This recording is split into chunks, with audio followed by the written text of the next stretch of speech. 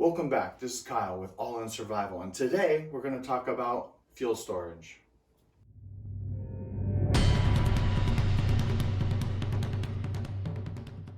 All right, fuel storage. It's not a glamorous topic. However, it can be pretty important. So I've done a line of videos about bugging in or bugging out, and I would like you to understand that in both circumstances, having a little bit of fuel on hand is very important. If you decide to stay home, potentially you could be without power for a week, a month. How would you cook your food, right?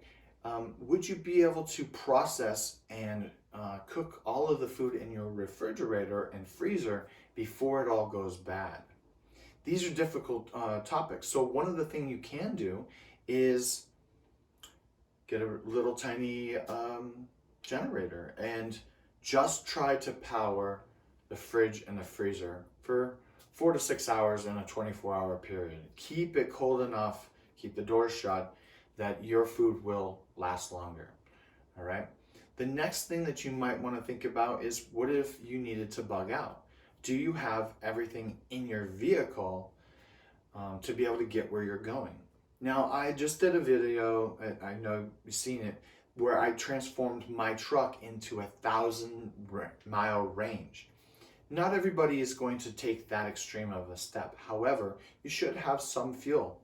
What if, and Murphy's Law will always think, what if the balloon goes up or the shit hits the fan or whatever you want to say happens when I'm a half a tank? I need to have the ability to fill that tank up before I take off. That's quite a bit of fuel, if you know. So that could be up to 40 gallons of fuel. So if I have that on hand, I would do that here in a controlled environment while it's safe and not stop along my trip, reducing the amount of exposure to me and my family for negative situations along my trip to a retreat or a X on the map, your cousin's house, whatever that might be. So I'm talking to you today about fuel because I've made every mistake that possibly can be made. I have stored gas in my garage. That's a no-no. I've had it vent off. I had one container break. It caused quite a stir in the house. And I want you to understand that knowledge comes from making mistakes a lot of time. I'm standing in front of you with 15 years of experience and trying to talk to you about these topics because it's super easy to make these mistakes. The first thing you need to understand is you need to figure out how much fuel you need to be storing. And that basic concept is how big a generator do you have or are you going to buy, and how long are you going to prepare for?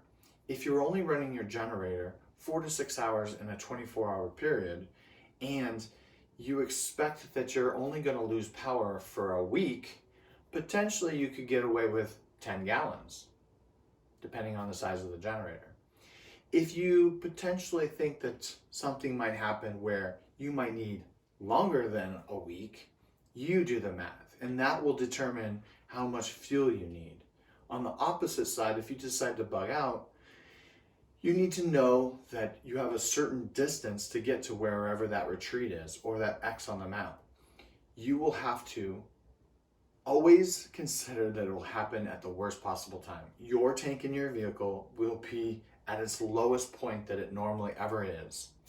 So if you keep your tank above a half a tank, then you would store at least a half a tank's worth of fuel off to the side. So first off, there are many different containers that you can put. I started off with this product, which is a 15-gallon caddy, and they were relatively expensive. The wheels sucked, right? Transporting that was difficult. And I, even as a big guy, had a hard time putting the 15 gallons into the back of my truck by myself. One of the reasons I decided to go away from that. When that product in my garage actually cracked, the seal broke and spilled gasoline in my garage, I decided, okay, I'm gonna get away from that product, and I went to this product, which is a larger steel container. I will tell you that most of these are made in China. The wheels sucked. The welds were terrible.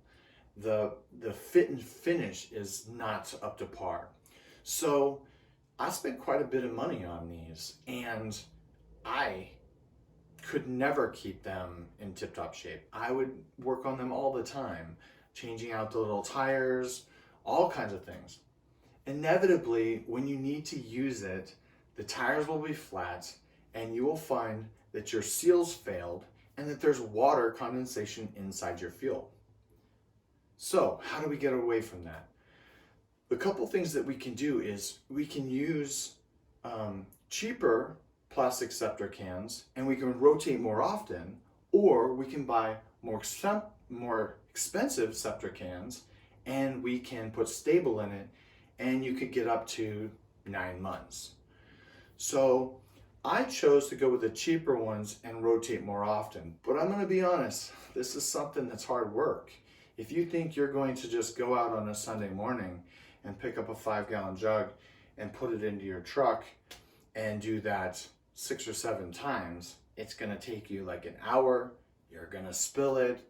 Then you have to make the time to go to the fuel and refill them up and put a little sta-bil in it and put it back. This is an all-day job.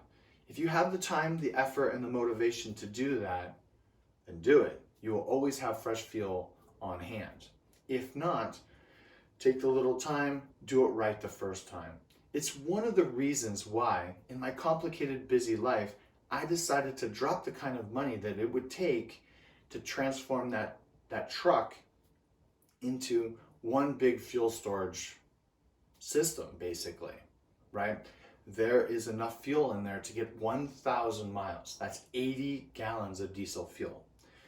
Now, it takes some dedication and then some heart to try and make that happen. I am not a wealthy person. I am not going to pretend that I have the ability to just buy anything I want. But if you put the time and the money and you set it aside and you make it a priority to make these preps for you and your family, it can be done. People look at some of the preps that I've done and they just shake their head at the amount of money that I've spent. I get that. However, it's a little bit each month. I'm always looking towards the next preparedness idea. I don't do these for the videos. I do these for me and my family. And I know that one day they will pay off major dividends. If you have any questions about this type of stuff, by all means, hit me in the comments section. One last suggestion I'd like to make before we go, and it's kind of an expensive one. This product right here is sealed non-ethanol fuel in a can, right? 5 gallons. Now, you're paying more for it, but it's already sealed up. And the likelihood that anything goes, any microbes or any oxidation will happen, any water will make it into it, is next to nil, right? So by buying this product and placing it in your fuel storage spot, potentially you could save yourself a lot of hassle. Buy 2 of those or 4 of those, place it next to your generator, and voila, you're good to go whenever the power goes out. All you'd have to do is crack one open, fill up your generator, and you're good to go. So last thing I want to talk about is fuel sta-bil. So I mentioned that if you use cheaper cans, you have to rotate more often. I suggest, because of the price of sta-bil is pretty cheap, that you use that anyways. It's just an ounce of sta-bil for a 5-gallon jug. It's really not that big a deal. Now, because I'm using it every other or every 3rd month, you probably don't have to. But if you've got an expensive truck, or if you love your truck, why would you not? And I can tell you from personal experience, if you decide not to and you let that fuel sit there long enough, you're going to have some water in your fuel. If you put that into your truck, you're going to do what I did, and you're going to muck up some of your parts in your engine. That was a $1,000 mistake. So learn from the expert. By all means, take that extra moment, do it right the first time. Make your calculations, make your plan, and make it happen. As always, be safe out there.